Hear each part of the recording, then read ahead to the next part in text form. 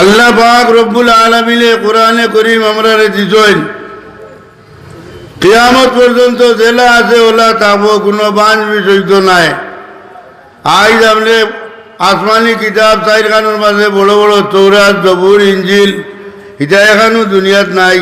ইটা সারা আপনার নষ্ট করিলেই জোন এউদ নাচারা হলে তারা সেব মতো কথা অকল লাগাই জোন যেখান সেবর বাড়া এখান খাটিয়া ফেলাই দিছেন। আসমানি কিতাব যে তিনটা আগে আছিল বড় বড় ই তিনটা এখন দুনিয়াত নাই।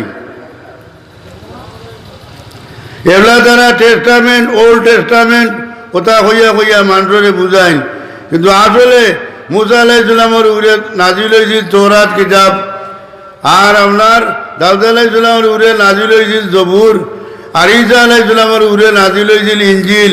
ই তিনও কিতাব দুনিয়াত এখন নাই।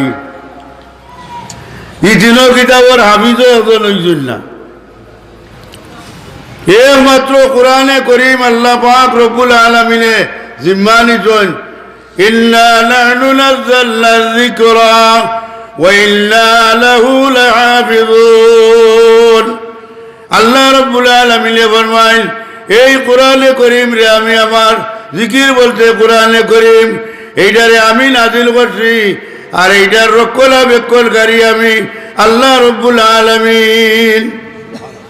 আল্লাহ জিম্মা নিছেন গিয়া, এই জিম্মা নেওয়ার কারণে কিয়ামত পর্যন্ত একটা জবর জের ডক্তার মধ্যে কোনো বেশকম হইত না।